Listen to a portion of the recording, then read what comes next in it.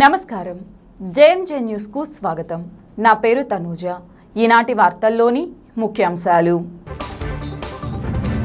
TDP Janasena నాయకులు ఐకమత్యంతో రానున్న ఎన్నికలలో ఉమ్మడి ప్రభుత్వం ఏర్పాటుకు కృషి చేయాలి Santhanuthalapadu TDP in charge BN Vijay Kumar RTC ఉద్యోగుల సమస్యలు పరిష్కరించడంలో డిపిఓ నిర్లక్ష్యం ధోరణిని ఖండించిన ఆర్టీసీ ఎంప్లాయీస్ యూనియన్ నాయకులు ప్రభుత్వం అంగీకరించి హామీ ఇచ్చిన డిమాండ్లను జీవో రూపంలో విడుదల చేయాలని అంగన్వాడీల నిరసన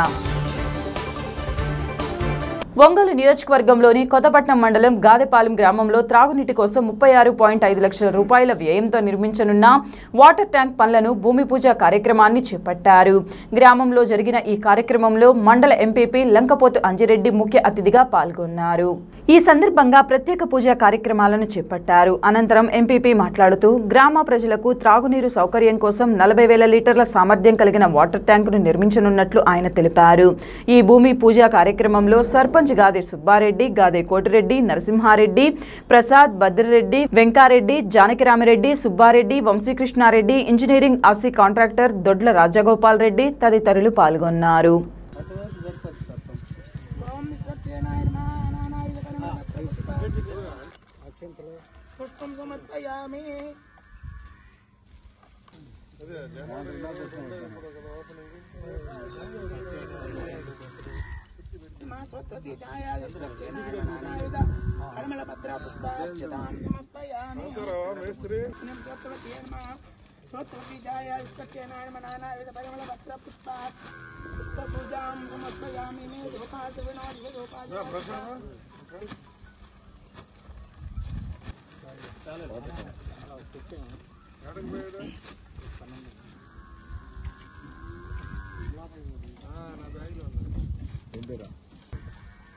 నిమ్మకాయలు కూడా ఉన్నాయి సార్.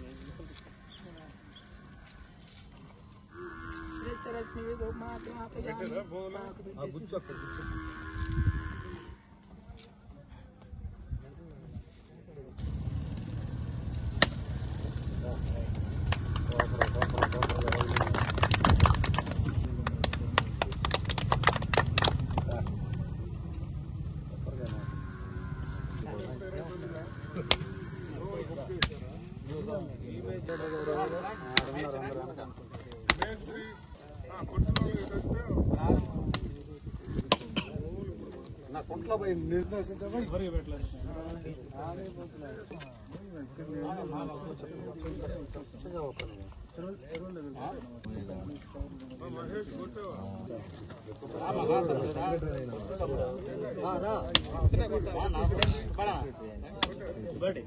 మా ఊరు సెక్రటరీ బాబాయ్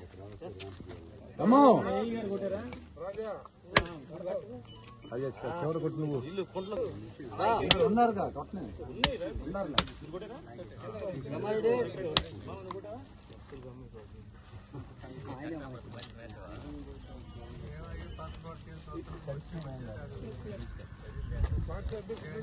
అందుబాటులో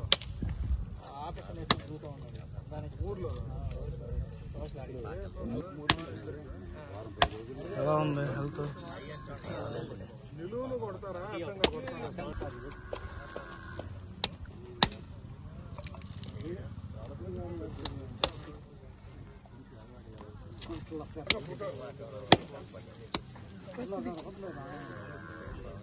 కుంట్లోనా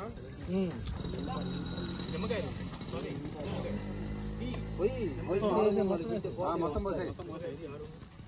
ఇప్పుడు చదవద్దంట ముంత చదవద్దంట వేసి ఇప్పుడు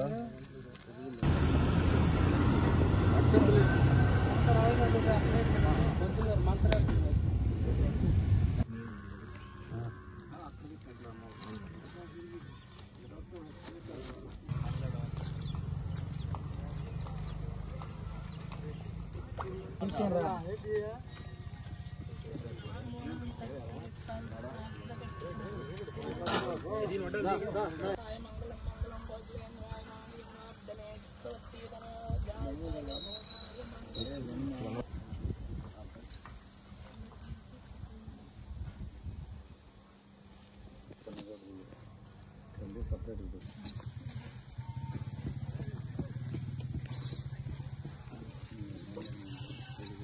నమస్కారం అండి. ఈరోజు గాదిపాలెం గ్రామ పంచాయతీలో మనం జల్ జీవన్ మిషన్లో 2వ విడతలో శాంక్షన్ అయినటువంటి మంజూరైనటువంటి పని over head reservoir, water tank reservoir, over head tank నిర్మాణం కోసం ఇవాళ శంకుస్థాపన కార్యక్రమాన్ని మనం చేసుకున్నాము. ఆ కార్యక్రమంలో భాగంగా గౌరవ ఎంపీపీ గారు, సర్పంచ్ గారు, గ్రామ పెద్దలు, కాంట్రాక్టరు మరియు ఎంపీటీసీలు, గ్రామ ప్రజలు, డిపార్ట్మెంట్ వారు అందరూ పాల్గొనడం జరిగింది. ఈ కార్యక్రమం ఇది మనకి ఏదైతే ప్రభుత్వం నుంచి జల్ జీవన్ మిషన్ ప్రోగ్రాం ఉందో ఆ ప్రోగ్రాంలో మొత్తం 3 విడతలుగా మనకి నిధులు శాంక్షన్ అవడం జరిగింది. మొదటి విడతలో శాంక్షన్ అయినటువంటి 34 లక్షల వరకులో మన గ్రామంలో పైప్ లైన్లు, ట్యాప్ కనెక్షన్లు వేసుకోవడం జరిగింది పూర్తి స్థాయిలో. అదేవిధంగా 2వ విడతలో శాంక్షన్ అయినటువంటి దీనిలో మనం ట్యాంక్ కన్స్ట్రక్షన్ చేసుకుని గ్రామానికి ఓవర్ హెడ్ ట్యాంక్ ఏర్పాటు చేసుకుని ఈ ట్యాంక్ ద్వారా గ్రామంలో ఉన్నటువంటి ప్రతి బజార్కి కూడా వాటర్ సప్లై ఇచ్చే విధంగా చర్యలు తీసుకోవడానికి మన ఎంపీపీ గారు దగ్గరుండి దీనికి శంకుస్థాపన జరిగించి త్వరితగతిన దీన్ని పూర్తి చేసి గ్రామ ప్రజలకు త్రాగునీటి సదుపాయాన్ని ఉన్నదానికంటే కూడా ఇంకా మెరుగ్గా ఇవ్వడానికి అన్ని విధాలా సహకరిస్తామని చెప్పేసి ఈ సందర్భంగా చెప్పుకున్నారు. అదేవిధంగా గ్రామ ప్రజలు కూడా సహకరించి మనకు అవసరమైనటువంటి స్థలాన్ని చూపించి దాంట్లో శంకుస్థాపన కార్యక్రమం చేసుకోవడానికి అన్ని విధాలు సహకరించారు. ఇది కాకుండా కూడా గ్రామంలో అవసరమైనటువంటి ఇంకా కొంత నిధులు అవసరమైతే జిల్లా పరిషత్ నుంచి కూడా తీసుకోవడం జరిగింది 6 లక్షలు. వాటి ద్వారా కూడా పైప్ లైన్ పూర్తి స్థాయిలో వేయడం జరిగింది. ఇంకా ఏదైనా ఫ్యూచర్లో మనకి భవిష్యత్తు అవసరాలను దృష్టిలో పెట్టుకుని కావాల్సిన నిధులను కూడా ప్రపోజల్ పంపించి నెక్స్ట్ తర్వాత తరానికి మనకి ఫిల్టర్ బెడ్స్ కానీ, సంపులు కానీ ఇంకా కావాల్సినవి ఏమైనా ఉంటే అవన్నీ కూడా ప్రభుత్వం దృష్టికి తీసుకెళ్లి మన ఎంపీపీ గారి సహకారంతో పూర్తి స్థాయిలో అవన్నీ కూడా శాంక్షన్ తెచ్చుకొని గ్రామానికి అవసరమైనటువంటి పూర్తిగా ఏదైతే ఇన్ఫ్రాస్ట్రక్చర్ కావాలో ఆ ఇన్ఫ్రాస్ట్రక్చర్ ని ఏర్పాటు చేస్తామని చెప్పేసి తెలియజేస్తున్నారు. మహిళల సమస్యలు, కర్తవ్యాల అంశంపై స్త్రీ విముక్తి సంఘటన ఆధ్వర్యంలో ఈ నెల 24వ తేదీన ఒంగోలులోని వేమూరి కళ్యాణ మండపంలో రాష్ట్ర స్థాయి సదస్సు నిర్వహిస్తున్నట్లు రాష్ట్ర రైతు కూలీ సంఘం కోశాధికారి లలిత కుమారి తెలిపారు. ఒంగోలులోని నాగిరెడ్డి భవన్లో మహిళల సమస్యలపై నిర్వహించనున్న రాష్ట్ర సదస్సు కరపత్రాలను ఆవిష్కరించారు. ఈ సందర్భంగా వారు మాట్లాడుతూ మహిళలు రైతు కూలీలుగా, చిన్న సన్నకారు రైతులుగా, అసంఘటిత రంగ శ్రామికులుగా చాకిరీ చేస్తూ శ్రమదోపిడీకి గురవుతున్నారని ఆవేదన వ్యక్తం చేశారు. నేడున్న సామాజిక, ఆర్థిక, సాంస్కృతిక పరిస్థితులు మహిళల జీవితాలను రోజురోజుకి కష్టాలమయం చేస్తున్నాయన్నారు. మహిళలు ఏ రంగంలో ఉన్నారనే దానితో నిమిత్తం లేకుండా లైంగిక వేధింపులు, హింస తీవ్రమవుతున్నాయని ఆవేదన వ్యక్తం చేశారు. ఈ కార్యక్రమంలో స్త్రీ విముక్తి సంఘటన నాయకులు సి విజయ, ఎం లక్ష్మి, పి శాంతకుమారి, రేణుక తదితరులు పాల్గొన్నారు.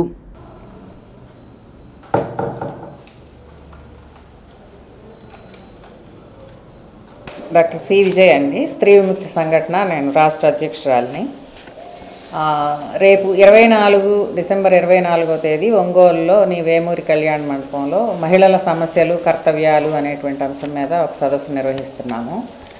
ఈవేళ మొత్తం ఇప్పుడు ఎన్నికలు సమీపిస్తున్నటువంటి తరుణంలో ప్రతి రాజకీయ పార్టీ కూడా ఈవేళ మహిళలని ఉద్ధరించేశాము, లేకపోతే మహిళలకు మేము ఆ పథకాలు ప్రకటించాము, ఈ పథకాలు ప్రకటించామని అధికారంలో ఉన్నవాళ్ళు మేము ఇవి చేస్తాము అవి చేస్తాము అనేటువంటిది ప్రతిపక్షంలో ఉన్నటువంటి వాళ్ళ ప్రకటిస్తున్నటువంటి పరిస్థితి ఉంది. కానీ వాస్తవానికి వేళ ప్రతి రంగంలో ఉన్నటువంటి మహిళలు కూడా అనేక రకాలైనటువంటి సమస్యల్ని వాళ్ళ ఎదుర్కొంటున్నారు. వ్యవసాయ రంగంలో రైతు కూలీలుగా పనిచేస్తున్నటువంటి మహిళలు, అసంఘటిత రంగ కార్మికులుగా ఉన్నటువంటి మహిళలు వాళ్ళు అనేకమైనటువంటి సమస్యలను ఎదుర్కొంటున్నారు. ఆరోగ్యపరమైనటువంటి సమస్యలను ఎదుర్కొంటున్నారు, సాంస్కృతికపరమైనటువంటి సమస్యలను ఎదుర్కొంటున్నారు. ఇవన్నీ కూడా మనం రోజు పేపర్ల్లోనూ టీవీల్లోనూ చూస్తూ ఉన్నటువంటివి. సరే, వీటన్నిటికీ కారణం ఏంటి, అసలు మనం చేయాల్సినటువంటిది ఏంటి అనేటువంటిది ఒక లోతుగా చర్చించాల్సినటువంటి అంశం ఉంది. ప్రజల్ని, మహిళల్ని దీని మీద మనం ఎన్లైటన్ చేయాల్సినటువంటి అవసరం ఉంది. ఈ అన్నిటిలో భాగంగా ఏంటంటే మొత్తం మహిళలు ఎదుర్కొంటున్నటువంటి సమస్యలకు కారణాలు ఏంటి, మనం చేయాల్సినటువంటి కర్తవ్యాలు ఏంటనేటువంటి దాని మీద మేము ఈ రాష్ట్ర సదస్సును నిర్వహిస్తున్నాం. ఈ రాష్ట్రంలో ఉన్నటువంటి అన్ని జిల్లాల నుంచి కూడా ప్రతినిధులు దీనికి హాజరవుతారు. అట్లాగే వివిధ రంగాలకు సంబంధించినటువంటి వాళ్ళందరూ, ప్రజా సంఘాలకు చెందినటువంటి వాళ్ళు, వివిధ రంగాల్లో పనిచేసే వాళ్ళందరూ కూడా ఈ కార్యక్రమానికి హాజరయ్యి మొత్తం దీని మీద ఏం చేయాలి, వాళ్ళు ఎదుర్కొంటున్నటువంటి సమస్యలు ఏంటనేటువంటి దాని మీద నిర్దిష్టంగా చర్చిస్తారు. మీరందరూ కూడా ఆ రోజు ఆ కార్యక్రమానికి వచ్చి దీన్ని పబ్లిష్ చేయాల్సిందిగా కూడా మేము మీకు స్త్రీ విముక్తి సంఘటన. రోజు రోజుకి మహిళల జీవితాలు మరింత సంక్లిష్టమవుతున్నటువంటి పరిస్థితి ఉంది. వ్యవసాయ రంగ సంక్షోభం కానివ్వండి, పారిశ్రామిక రంగాల్లో వస్తున్నటువంటి సంక్షోభం కానివ్వండి, ఈ పరిస్థితులన్నీ కూడా మెజారిటీగా ఉన్నటువంటి శ్రామిక మహిళల్ని అసంఘటిత రంగంలోకి నెట్టివేస్తున్నటువంటి పరిస్థితి ఉంది. రోజుకి 14 గంటల నుంచి 16 గంటలు పనిచేయాల్సినటువంటి పరిస్థితి వచ్చింది. మహిళలు తమ కుటుంబాలని సంరక్షించుకోవడం కోసం, తమ కుటుంబాలను బతికించుకోవడం కోసం వాళ్ళ మీద విపరీతమైనటువంటి చాకరీ పెరిగింది, శ్రమదోపిడీ పెరిగింది, లైంగిక వివక్ష, రకరకాల రూపాల్లో పితృస్వామిక పీడన ఇవన్నీ పెరిగినటువంటి పరిస్థితి ఉంది. మహిళల శ్రమని ఈరోజు కారుచౌక్గా సామ్రాజ్యవాద కంపెనీలకి, పెద్ద పెద్ద పెట్టుబడిదారులకి ఈరోజు కారుచౌక్గా అందించేటువంటి వైపుగానే పాలకులు ప్రయత్నిస్తున్నారు తప్ప నిజమైనటువంటి మహిళల అభివృద్ధి కోసం ఎవరు ప్రయత్నించట్లేదు. మహిళలు ఓటు బ్యాంకులుగానే ఈరోజు పాలక పార్టీలన్నీ చూస్తున్నాయి. ఎందుకంటే ఈరోజు మహిళలు ఎక్కడికి వెళ్ళినా, వాళ్ళు విద్యార్థులు కావచ్చు, లేకుంటే ఉద్యోగస్తులు కావచ్చు, ఎవరి మీదైనా కూడా పితృస్వామికి పీడన పెరిగింది. లైంగికంగా రకరకాలుగా అత్యాచారాలు, దాడులు, హింస పెరుగుతున్నాయి. మద్యం అనేది కూడా మహిళల మీద దాడులు పెరగడానికి, ఈరోజు సమాజంలో హింస పెరగడానికి ఒక ప్రధానమైన కారణంగా ఉంది. కానీ పాలక పార్టీలన్నీ కూడా ఈరోజు మద్యాన్ని తమ ఆదాయ వనరుగానే చూస్తున్నారు తప్ప మద్యాన్ని అరికట్టి ఈరోజు మహిళల జీవితాలని విధ్వంసం చేస్తున్నటువంటి, కుటుంబ జీవితాలని విధ్వంసం చేస్తున్నటువంటి మద్యాన్ని అరికట్టడానికైతే ఎవరూ సిద్ధంగా లేరు. అలాగే ఈరోజు మహిళలు, ఈరోజు రకరకాల ఉద్యోగాలు చేస్తున్నటువంటి మహిళలు, అసంఘటిత రంగంలో ఉన్నటువంటి మహిళలు, ఈరోజు ప్రభుత్వ రంగంగానే ఉన్నటువంటి అంగన్వాడీ మహిళలు కానీ, ఆశా వర్కర్లు కానీ ఈరోజు వాళ్ళు తమ సమస్యల పరిష్కారం కోసం ఈరోజు రోజుల తరబడి ఆందోళన చేస్తున్నారు, సమ్మె చేస్తున్నారు. అయితే ప్రభుత్వాలు వాళ్ళ సమస్యల్ని పరిష్కరించడానికి బదులు మీరు సమ్మెలు చేస్తే మేము మిమ్మల్ని ఉద్యోగాల నుంచి తీసేస్తామని చెప్పి బెదిరిస్తున్నారు తప్ప వాళ్ళు ఈరోజు రోజు రోజుకి పెరిగినటువంటి ధరల పెరుగుదలతోటి వాళ్ళకి వచ్చేటువంటి వేతనాలు వాళ్ళకి ఏమాత్రం సరిపోయేటువంటి పరిస్థితి లేదు. కానీ వాళ్ళ వేతనాలను పెంచడానికి కానీ, వాళ్ళు డిమాండ్ చేస్తున్నట్టుగా వాళ్ళు రిటైర్ అయిన తర్వాత వాళ్ళకి బెనిఫిట్స్ ఇవ్వమని చెప్పి కానీ, మమ్మల్ని ప్రభుత్వ ఉద్యోగులుగా గుర్తించమని కానీ వాళ్ళు చేస్తున్నటువంటి ఆందోళనల్ని ప్రభుత్వం బేఖాతరు చేస్తున్నటువంటి పరిస్థితి ఉంది. కాబట్టి వీటన్నింటినీ కూడా మేము ఖండిస్తూ వాళ్ళ న్యాయమైనటువంటి డిమాండ్లని పరిష్కరించాలని చెప్పి మేము కోరుతున్నాము. మేము నిర్వహిస్తున్నటువంటి రాష్ట్ర సదస్సుని, మహిళల సమస్యలు కర్తవ్యాలు అన్నటువంటి అంశం మీద మేము నిర్వహిస్తున్నటువంటి రాష్ట్ర సదస్సుని విజయవంతం చేయాలని చెప్పి మేము కోరుతున్నాం. మరి స్త్రీ విముక్తి సంఘటన జిల్లా కార్యదర్శిని. రేపు 24 డిసెంబరు వేమూరి కళ్యాణ మండపంలో స్త్రీల సమస్యల మీద రాష్ట్ర సదస్సు జరుగుతోంది. ఈ సదస్సుకి మా కమిటీ నుంచి, రాష్ట్ర కమిటీ నుంచి సి విజయ్ గారు అధ్యక్షులు, లక్ష్మి గారు ప్రధాన కార్యదర్శి, అదేవిధంగా నీరద గారు, డాక్టర్ గారు, ఏపీటీఎఫ్ నాయకులు మంజుల గారు, రైతు కూలీ సంఘం నాయకులు ఝాన్సీ గారు, రైతు కూలీ సంఘం స్టేటు కోశాధికారి లలిత కుమార్ గారు, రాష్ట్ర సహాయ కార్యదర్శి జనసాహితీ నుంచి రామకృష్ణ గారు, ఓపీడీఆర్ నుంచి హనుమంతరావు గారు అందరూ వచ్చి పాల్గొంటారు. మిమ్మల్ని అందరినీ మీడియాని ఆహ్వానిస్తున్నాం. మీరంతా వచ్చి ఈ కార్యక్రమాన్ని జయప్రదం చేయాలని కోరుతాం. కుమారి, రైతు కూలీ సంఘం రాష్ట్ర కోశాధికారిని. స్త్రీ విముక్తి సంఘటన రాష్ట్ర కమిటీ వారు మహిళా సమస్యలు కర్తవ్యాలు అనే అంశం మీద డిసెంబర్ 24వ తేదీ ఉదయం 10:30 గంటలకి వేమూరి కళ్యాణ మండపంలో రాష్ట్ర సదస్సు జరుపుతున్నారు.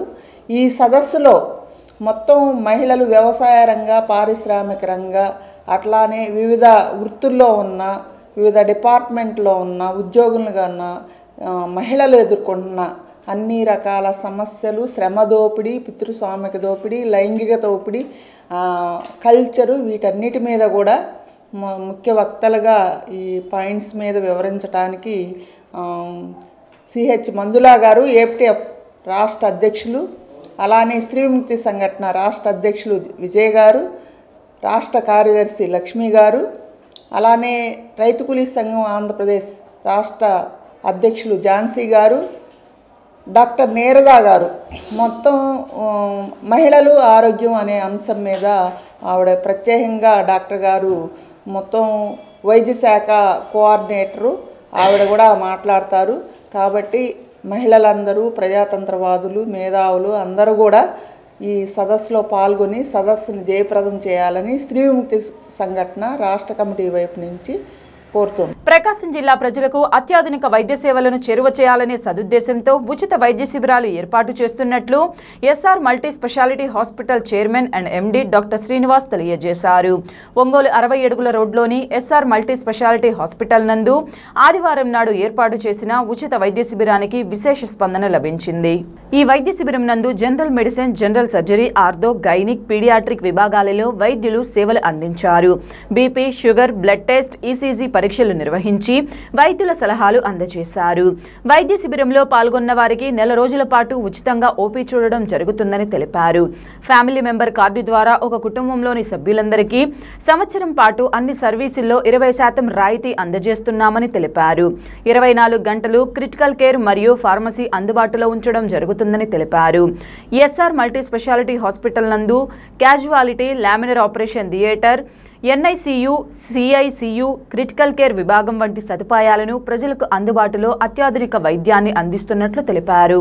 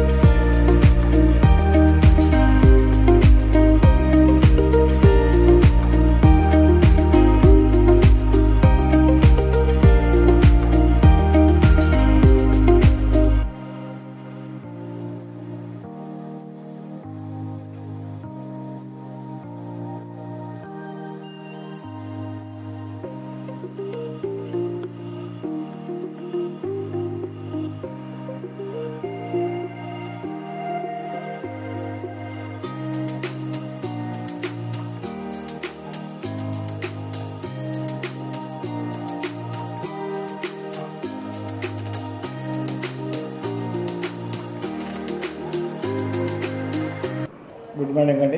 నా పేరు శ్రీనివాసరాజు. ఎస్ఆర్ హాస్పిటల్స్ ఇది స్థాపించి 2 months అవుతుందండి. ఈ దీంట్లో భాగంగా మరి ఈ హాస్పిటల్ యొక్క డిపార్ట్మెంట్స్ కానివ్వండి, మా దగ్గర ఉన్నటువంటి ఫెసిలిటీస్ కానివ్వండి, ఈ ఎస్ఆర్ హాస్పిటల్స్లో ఇది మల్టీ స్పెషాలిటీ హాస్పిటల్. దీంట్లో general medicine, general surgery, ortho, gynaec, paediatrics ఈ 5 విభాగాలు అరౌండ్ ద క్లాక్ ఉంటాయండి. మరి మిగతా న్యూరో కానీ ఇలాంటివన్నీ కూడా మరి పార్షియల్గా మనం నిర్వహిస్తున్నాము. ఈ హాస్పిటల్కి ఫెసిలిటీస్కి వచ్చేసరికి అన్ని రకాల అత్యాధునిక సదుపాయాలతోటి, అంటే క్యాజువాలిటీగా ఉండి మళ్ళీ ఇప్పుడు ICU, laminar operation theatre, modular operation theatre, ఇట్లా క్రిటికల్ కేర్ విభాగం కానివ్వండి అన్ని ఫెసిలిటీస్ తోటి ఏర్పాటు చేయడం జరిగింది. ఈ సర్వీసులు మేము ముఖ్య ఉద్దేశం ఏంటంటే హై క్వాలిటీ వైద్యం, అంటే లిబరల్ ఫీజు తోటి, అంటే నామినల్ ఫీజు తోటి హై క్వాలిటీ వైద్యం అందించాలనేటువంటి ఉద్దేశంతో ఎస్ఆర్ హాస్పిటల్స్ అంటే ఒక బ్రాండ్ నేమ్ లాగా మేము దీన్ని ప్రమోట్ చేయాలనే ఉద్దేశంలో ఉన్నాం. దానిలో భాగంగా ఈరోజు ఇక్కడ మనం ఫ్రీ మెడికల్ క్యాంపు హాస్పిటల్లో కండక్ట్ చేయడం జరిగింది. ఈ ఫ్రీ మెడికల్ క్యాంపుకి మరి ఇప్పుడు చాలామంది ప్రజలు వచ్చి ఉపయోగించుకుంటున్నారు.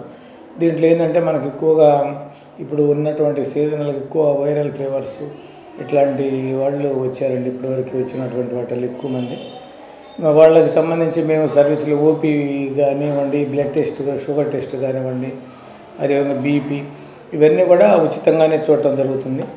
మరి అదేవిధంగా ఏదైనా వాళ్ళకి ఫర్దర్ ఇన్వెస్టిగేషన్లో కొన్ని టెస్టులు ఏమైనా అవసరమైనా సరే, అవి ఎక్స్రే కావచ్చు, లేకపోతే ఈసీజీ కావచ్చు, స్కాన్ కావచ్చు, బ్లడ్ టెస్టులు కానీ అవన్నీ కూడా వాళ్ళకి 30% డిస్కౌంట్ తోటి మరి మేము చేయటం జరుగుతుంది. ఈ అవకాశాన్ని ప్రజలు ఉపయోగించుకుంటున్నారు. దీంట్లో భాగంగా ఈ క్యాంపుకు వచ్చినటువంటి వాళ్ళకి ఒక నెల రోజుల పాటు హాస్పిటల్లో ఉచిత ఓపీ, అంటే వీళ్ళు ఈరోజు వచ్చి రిజిస్ట్రేషన్ చేసుకున్న వాళ్ళందరికీ కూడా 1 మంత్ దాకా ఓపీ ఎప్పుడు వచ్చినా కానీ ఏదైనా ప్రాబ్లమ్స్ వచ్చినా సరే వాళ్ళకి ఫ్రీ ఓపీని ప్రొవైడ్ చేయడం జరుగుతుందండి. అదేవిధంగా ఇంకా ఎక్కువ మంది ప్రజలు ఉపయోగించుకునే విధంగా ఒక ఫ్యామిలీ మెంబర్ కార్డు అని పెట్టామండి. ఆ ఫ్యామిలీ మెంబర్ కార్డులో మరి ఫ్యామిలీ మొత్తానికి 1 ఇయర్ పాటు అన్ని సర్వీసుల్లో 20% ఫ్రీ డిస్కౌంట్ ఇస్తున్నామండి. ఒక ఫార్మసీ తప్ప మిగతా A to Z ఇన్పేషెంట్ అయినా సరే 20% పేషెంట్కి డిస్కౌంట్ ఇవ్వడం జరుగుతుంది. అదేవిధంగా ఒక ఇండివిజువల్ కార్డు ఇంకోటి ఆ ప్లాటినం కార్డు అని, ఈ కార్డులో ఒక సింగిల్ పర్సన్కి మరి 1 ఇయర్కి 20% డిస్కౌంట్ ఇవ్వడం జరుగుతుంది. ఓపీ కానివ్వండి, ల్యాబ్ కానివ్వండి, ఎక్స్రే అన్ని టెస్టులు ఇన్పేషెంట్ అయినా సరే ఇవ్వడం జరుగుతుంది. అదేంటంటే ఎక్కువ మనకి షుగర్ పేషెంట్లకి ఇట్లాంటి వాళ్ళకి ఉపయోగపడే అవకాశం ఉంటుందండి. జనరల్ మెడిసిన్, జనరల్ సర్జరీ, మరి ఆర్థో, గైనిక్, పీడియాట్రిక్స్ ఈ 5 విభాగాలు అరౌండ్ ద క్లాక్. అదేవిధంగా క్రిటికల్ కేర్ కూడా ఎప్పుడు వచ్చినా సర్వీసులు, ఫార్మసీ కానివ్వండి, నైట్ టైంలో కూడా సర్వీసులు అందుబాటులో ఉంటాయండి. అలాంటి ఇబ్బంది లేకుండా పేషెంట్కి ట్రీట్మెంట్ చేయడం జరుగుతుంది. రాష్ట్రంలో మరికొద్ది నెలల్లో పేద మధ్యతరగతి కొరకు టీడీపీ జనసేన ప్రభుత్వం రాబోతుందని మాజీ ఎమ్మెల్యే పార్టీ ఇన్ఛార్జ్ బిఎన్ విజయ్ కుమార్ పేర్కొన్నారు. సంతనాతులపాడు మండలం పేర్నమిట్ట పరిధిలోని 39వ డివిజన్ 95వ బూత్లో టీడీపీ జనసేన ఆధ్వర్యంలో బాబు షూరిటీ భవిష్యత్తు గ్యారంటీ కార్యక్రమం నిర్వహించారు. ఈ సందర్భంగా TDP in charge BN Vijay Kumar మాట్లాడుతూ వైసీపీ ప్రభుత్వం ప్రజలను మభ్యపెట్టేందుకు అన్ని రకాల ప్రయత్నాలను మొదలుపెడుతోందని ఆరోపించారు. రాష్ట్రంలో వైసీపీ నాయకుల దౌర్జన్యాలు, భూ ఆక్రమణలు సైతం ప్రజలు గమనిస్తున్నారని తెలిపారు. వైసీపీ ప్రభుత్వంపై ప్రజల్లో వ్యతిరేకత రావడంతో ఇన్ఛార్జీలను మారుస్తూ కొత్త రాజకీయానికి తెరతీసిందని విమర్శించారు. ఎస్సీ, ఎస్టీ, బీసీ, మైనారిటీ వర్గాలకు వైసీపీ ప్రభుత్వం తీరని ద్రోహం చేసిందన్నారు. జనసేన సమన్వయకర్త కందుకూరి బాబు మాట్లాడుతూ నాయకులు, కార్యకర్తలు ఐకమత్యంతో ప్రజా సమస్యలపై పోరాటం చేయాలని, రానున్న సార్వత్రిక ఎన్నికలలో టీడీపీ జనసేన ప్రభుత్వం ఏర్పడడం తథ్యమని చెప్పారు.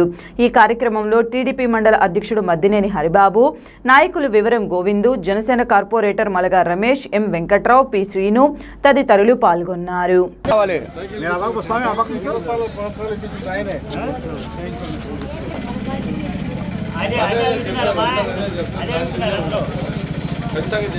బాబా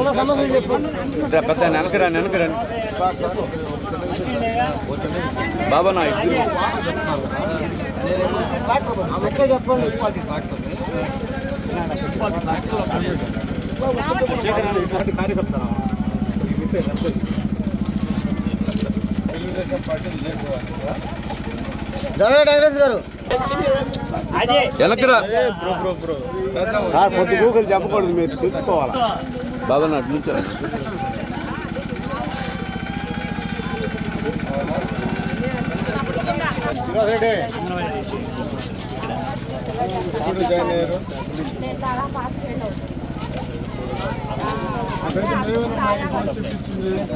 అలాగా చేశాను. అంతకుముందు ఒక 5-6 ఏళ్ళ నుంచి టీచర్గా ప్రమోషన్ చేస్తున్నాను.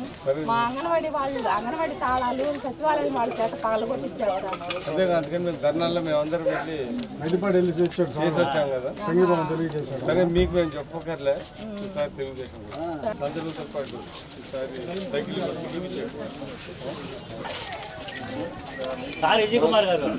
మా తెలుగుదేశం పార్టీ సంతనూతలపాడు నియోజకవర్గం తప్పకుండా సైకిల్కి వేయాలని సార్.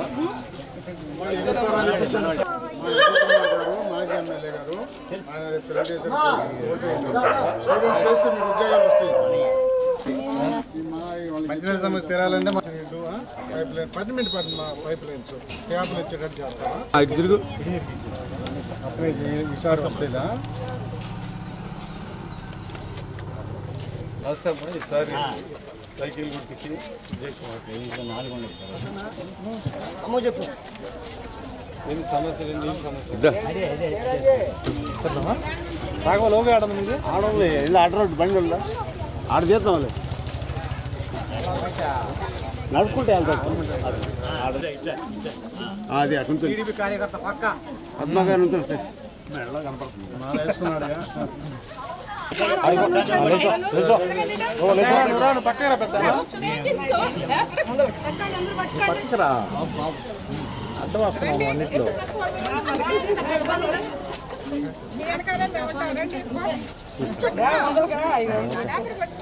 ఆడే చాలా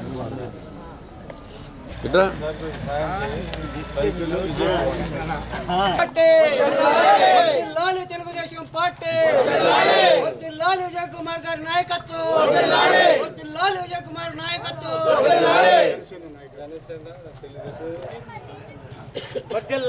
జనసేన నాయకత్వం తెలుగుదేశం నాయకత్వం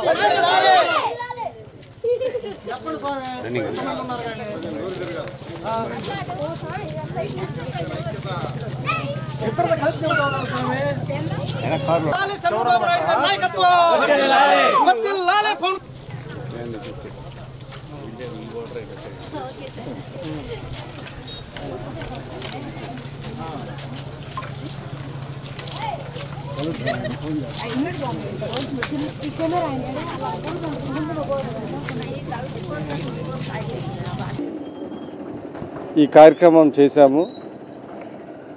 ప్రజల్లో తిరుగుతూ ఉంటే ప్రతి ఒక్కరిలో ప్రభుత్వం మీద వ్యతిరేకత కనపడుతూ ఉంది. మాకు ఇక్కడ ఈ మధ్యకాలంలో ఏమి అభివృద్ధి పనులు జరగలేదనేది చాలామందిలో మేము తిరిగిన వాళ్ళల్లో అభిప్రాయం తెలియజేశారు. ఇందాక చెప్పినట్టు ఎక్కువ సమస్యలు నీటి సమస్యలు, డ్రైనేజ్ అనేది ఇక్కడ ఉన్నవాళ్ళు చెప్పారు.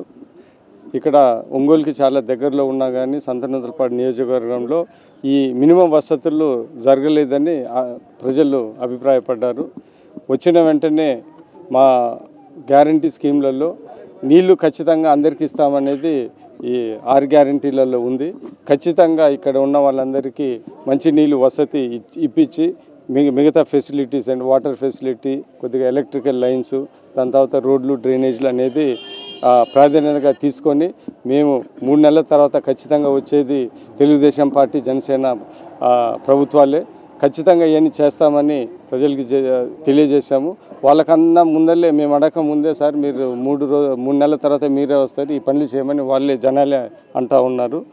ఒకటి ఈ సందర్భంగా తెలియజేయాల్సింది ఏంటిదంటే, పోయినసారి తెలుగుదేశం ప్రభుత్వం ఉన్నప్పుడు మన ఒంగోలుకి ఈ చుట్టుపక్కల ఈ సంతనూతలపాడు నియోజకవర్గాలందరికీ 160 కోట్లు వాటర్ ప్రాజెక్ట్ చేశారు. అది సరిగా చేయలేదు కాబట్టి ఈరోజు ఈ నీళ్లు, ఈ వసతులు లేవు.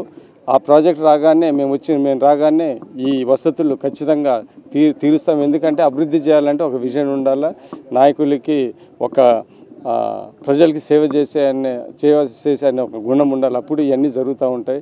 ఉత్తగా ఏదో ఎవరో 5 ఏళ్ళకి ఒకరు వచ్చి పోతూ ఉంటే వాళ్ళకి అభివృద్ధి, సంక్షేమం వాళ్ళకి ఎందుకు అనేది ప్రజల అభిప్రాయంలో ఉంది. అందుకని ఈరోజు మేము తిరిగిన తర్వాత చాలా సంతోషంగా ఉంది. ఎందుకంటే ప్రజలు ఖచ్చితంగా తెలుగుదేశం, జనసేన ప్రభుత్వాన్ని గెలిపిస్తారనే పూర్తి నమ్మకం మాకు కలిగింది. ఆర్టీసీ ఉద్యోగుల సమస్యలు పరిష్కరించడంలో జిల్లా రీజియన్ డిపిఓ నిర్లక్ష్య ధోరణితో వ్యవహరిస్తున్నారని ఎంప్లాయీస్ యూనియన్ రాష్ట్ర deputy general secretary G Narayanarao, రాష్ట్ర చీఫ్ వైస్ ప్రెసిడెంట్ నాగేశ్వరరావు విమర్శించారు. ఆర్టీసీ ఎంప్లాయీస్ యూనియన్ ఆధ్వర్యంలో సమావేశాన్ని నిర్వహించారు. ఈ సందర్భంగా వారు మాట్లాడుతూ డిపిటిఓ ఏకపక్షంగా వ్యవహరిస్తూ సమస్యలు పరిష్కరించడంలో ఉదాసీన వైఖరి అవలంబిస్తున్నారని అన్నారు. అప్పీలు, డ్యూటీ ఛార్జీల విషయంలో వైఫల్యం, ఉద్యోగుల పట్ల పక్షపాత ధోరణి, అవకతవకల బదిలీలు వంటివి నిత్యకృత్యంగా మారాయన్నారు. సమస్యలపై విన్నవించినా సరిగా స్పందించడం లేదని ఆరోపించారు. ఆర్టీసీ సిబ్బంది సమస్యలను వెంటనే పరిష్కరించకుంటే ఈ నెల 21, 22 తేదీలలో జిల్లా వ్యాప్తంగా అన్ని డిపోలలో ఉద్యోగులు ఎర్ర రిబ్బన్లతో విధులు హాజరవుతారని, ఈ నెల 29న అన్ని డిపోల్లో సామూహిక నిరాహార దీక్షలు చేపట్టాలని ఏకగ్రీవంగా నిర్ణయించినట్లు తెలిపారు. ఈ కార్యక్రమంలో ఈఈ జిల్లా అధ్యక్షుడు, జోన్ ఈఈ అధ్యక్షుడు వాకా రమేష్, జోన్ సంయుక్త కార్యదర్శి బెజవాడ రవి, సహాయ కార్యదర్శి కొండలరావు, అన్ని డిపో గ్యారేజీల అధ్యక్ష కార్యదర్శులు పాల్గొన్నారు.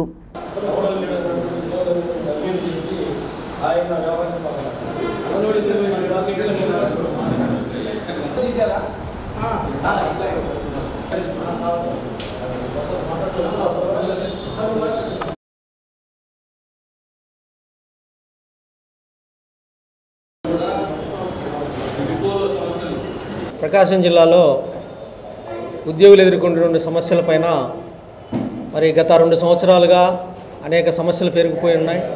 ఆ సమస్యలని పరిష్కారం చేయమని డిపిటిఓ గారికి గత 2 సంవత్సరాలుగా మొరపెట్టుకుంటా ఉన్నాం. మా జిల్లా కమిటీ అనేక సార్లు వారితో మాట్లాడాలని ప్రయత్నించింది. ఆ ప్రయత్నించినప్పుడు ఎక్కువ సార్లు అవకాశం ఇవ్వకుండా మరి వారు మాట్లాడడానికి అవకాశం ఇవ్వనందున ఈ రోజున జిల్లాలో గత 2 సంవత్సరాలుగా అనేక సమస్యలు పెరిగిపోయి ఉన్నాయి. మరి ఇటీవలే మేము ఆ సమస్యలన్నింటినీ క్రోడీకరించి గతంలో మరి జూలైలో ఒక మెమోరాండం ఇచ్చాం, తర్వాత నవంబర్లో ఒక మెమోరాండం ఇచ్చాం. ఈ 2 మెమోరాండంలో ఉన్నటువంటి సమస్యల మీద పరిష్కారం చేయమని ఒక వారం క్రితమే మేము డిపిటిఓ గారితో మాట్లాడడానికి వెళ్ళడం జరిగింది. అయితే మెమోరాండాలు ఇచ్చిన తర్వాత అప్పుడు డిపిటిఓ గారికి మాట్లాడడానికి అవకాశం మాకు ఇచ్చారు. అంతకుముందు అయితే మాకైతే ఇవ్వాల, గంటల గంటలు కూర్చోబెట్టుకొని మరి ఇప్పుడు మాట్లాడడానికి కుదరదని చెప్పి పంపించేవాళ్ళు. కొన్నిసార్లు అయితే మీరు పలానా రోజే రండి, పలానా టైంకి రండి అని చెప్పి నిబంధనలు విధించేవాళ్ళు.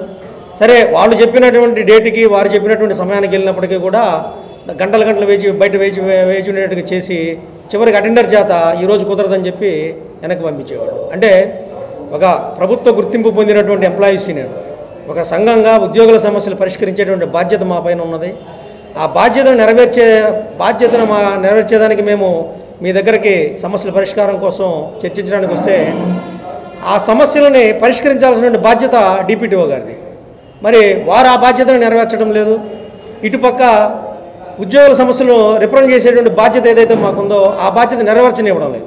దానివల్ల ఈ జిల్లాలో ఉన్నటువంటి అన్ని డిపోలలో 5 డిపోలలో అన్రెస్ట్ క్రియేట్ అయింది. ఉద్యోగుల సమస్యలు అసలు అందరూ కూడా బాగా ఈ సమస్యలు భరించలేక వెక్స్ అయిపోయి మరి చివరికి అసలు ఈ జిల్లాలో ఒక పెద్ద ఉద్యమం చేయాలనేటువంటి నిర్ణయానికి ఈ జిల్లాలో ఉన్న అన్ని డిపోల్లో ఉన్నటువంటి ఉద్యోగులు వచ్చారు.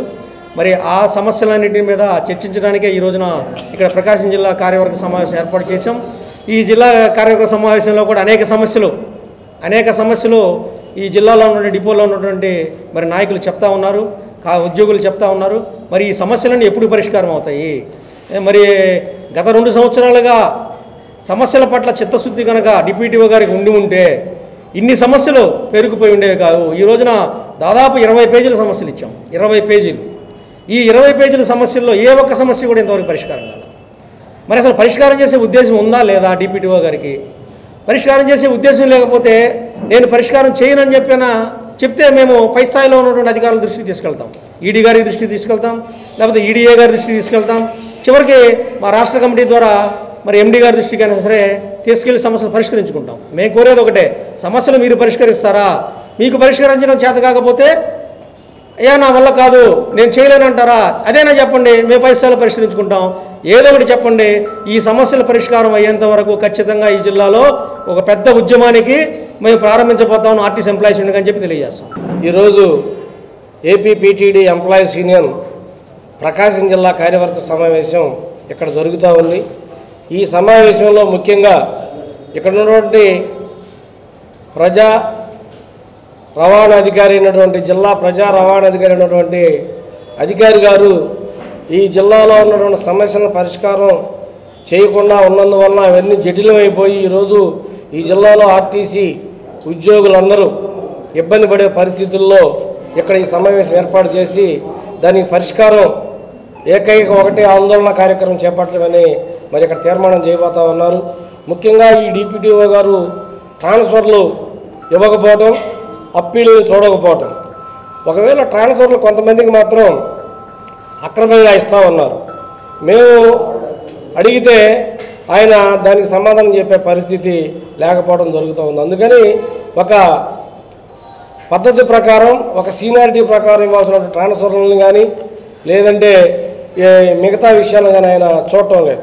పనిష్మెంట్ల విషయంలో కూడా ఒకరికి ఒక రకంగా ఒకే కేసులో ఇన్వాల్వ్ అయినటువంటి వ్యక్తులకి, ఉద్యోగులకి ఒకే రకమైన పనిష్మెంట్ ఇవ్వాలని చెప్పి గైడ్ లైన్స్ హెడ్ ఆఫీస్ ఉన్నప్పటికీ అలా కాకుండా ఆయన ఇష్టానుసారంగా వ్యవహరిస్తూ పక్షపాత ధోరణితో పోతూ ఉన్నాడు. కాబట్టి ఇక్కడ ఏపీపీటీడీ ఎంప్లాయీస్ యూనియన్గా ఈ జిల్లాలో ఒక పెద్ద ఆందోళన కార్యక్రమం చేపట్టాల్సి రావడం జరిగింది.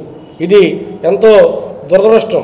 ఒక డిప్యూటీఓ గారు అందరికీ సక్రమంగా ఒక జిల్లా రవాణా అధికారిగా ఉన్నటువంటి ఆయన ఈ జిల్లాలో ఉన్న ఉద్యోగులందరినీ ఒకే రకంగా ట్రీట్మెంట్ ఇవ్వాల్సినటువంటి అధికారి ఆ విధంగా ట్రీట్మెంట్ ఇవ్వకపోవడం వల్ల ఈరోజు ఇక్కడ ఈ కార్యక్రమం ఏర్పాటు చేయడం జరిగింది. అందువల్ల మేము ఇప్పుడు చెప్తా ఉన్నాం, జిల్లా ప్రజా రవాణాధికారికి ఇప్పటికైనా మీరు చేసినటువంటి ఈ అక్రమ బదిలీలను కానీ, ఇవ్వాల్సినటువంటి పక్షపాతంగా ఇచ్చినటువంటి మరి పనిష్మెంట్లు కానీ సరిచేసుకోకపోతే ఇక్కడ ఈ జిల్లాలో ఒక పెద్ద ఆందోళన కార్యక్రమం ఖచ్చితంగా జరుగుతుంది అని చెప్పి ఈ సందర్భంగా మేము తెలియజేస్తూ ఉన్నాం.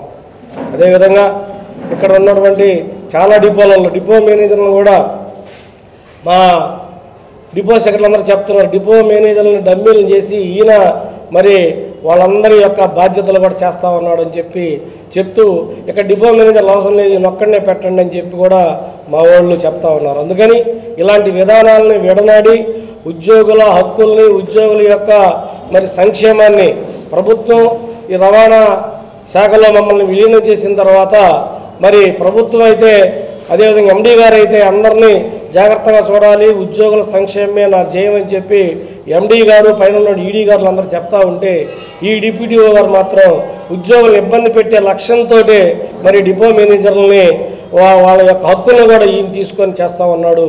కాబట్టి ఇలాంటి చర్యలు మేము తీవ్రంగా ఖండిస్తున్నాం. వెంటనే అలాంటి చర్యలను విడనాడి మేము ఇచ్చినటువంటి అన్ని సమస్యలను పరిష్కారం చేయమని చెప్పి ఈ సందర్భంగా డిమాండ్ చేస్తూ ఉన్నాం. ఎంప్లాయీస్ యూనియన్గా జిల్లా కమిటీగా అనేక మార్లు సమస్యల మీద మేము కలవటం జరిగింది. డిప్యూటీఓ గారు వింటారే తప్ప ఏ సమస్య కూడా పరిష్కారానికి నోచుకోలేదు. నేషనల్ మజ్దూర్ యూనియన్కి ఒక విధం న్యాయం, ఎంప్లాయీస్ యూనియన్కి ఒక విధం న్యాయం. BSc టెస్టులు అంటే బ్రీతింగ్ టెస్ట్, డ్యూటీకి వెళ్ళేటప్పుడు డ్రైవర్లకి కండక్టర్లకి పెట్టే టెస్టుల్లో 30% వస్తే వాళ్ళని పక్క డిపోలకు పంపించే విధానాన్ని పెట్టుకున్నారు. ఓకే, మేము కూడా యాక్సెప్ట్ చేసాం. 3 నెలలకి ఇవ్వండి సార్ అని చెప్తే 6 నెలలకు కాదు సంవత్సరానికి ఇస్తామని చెప్పారు. సంవత్సరానికి ఇవ్వమని చెప్పినా కూడా అతను పరిష్కారం చేయట్లా. ఒంగోలు డిపోలో ఒక సూపర్వైజర్ ఆన్ డ్యూటీలో 105 ఇస్తే అతను ఒంగోలు డిపోలోనే ఉద్యోగం చేపించే పరిస్థితి ఈ డిప్యూటీఓ గారిది. సమస్యలు కార్మికులందరి సమస్యలు పరిష్కరించాల్సిన డిప్యూటీఓ గారు ఒక యూనియన్ని కొమ్ముగాస్తూ ఒక యూనియన్కి ఇబ్బంది పరుస్తూ ఉన్నారని చెప్పేసి ఈ ఉద్యమాన్ని మేము చేయడానికి సిద్ధమయ్యామని చెప్పి తెలియపరుస్తున్న కాంగ్రెస్. ప్రభుత్వం అంగీకరించి హామీ ఇచ్చిన పలు డిమాండ్లను జీవో రూపంలో విడుదల చేయాలని, ప్రధాన డిమాండు అంగన్వాడీలకు కనీసం 26,000 రూపాయలు ఇవ్వాలని, అంగన్వాడీల న్యాయమైన సమస్యలను పరిష్కరించాలని నిర్వహిస్తున్న సమ్మెలో భాగంగా అంగన్వాడీ కార్యకర్తలు కలెక్టరేట్ వద్ద నిరసన తెలిపారు. ఈ నిరసన కార్యక్రమంలో ఒంగోలు డివిజన్ పరిధిలోని అంగన్వాడీ కార్యకర్తలు అధిక సంఖ్యలో పాల్గొన్నారు. ప్రభుత్వం అంగన్వాడీలు నిర్వహిస్తున్న సమ్మెను నీరుగార్చేందుకు ప్రయత్నాలు చేస్తుందని, హామీలు నెరవేరే వరకు ఎవరికీ భయపడేది లేదని, సమస్యల పరిష్కారం కోసమే అంగన్వాడీలు పోరాడుతున్నారని తెలిపారు. నిత్యావసర ధరల అవకాశాన్ని అంటుతున్న అంగన్వాడీలకు ప్రభుత్వం నామమాత్రపు వేతనాలు ఇస్తూ వెట్టి చాకరీ చేయిస్తుందని విమర్శించారు. రాజకీయ నాయకులు ఒక 10 మందితో సంతకాలు పెట్టి ప్రమోషన్ దీనికి కారణం ఏంటమ్మా? తెలుసుకోదు. ఏమేమో డ్యూటీ, పనేమో కోర్టు, దశ యాప్, FRS. అందుకనే అన్ని రకాల యాప్లు కలిపి ఒకే రకమైన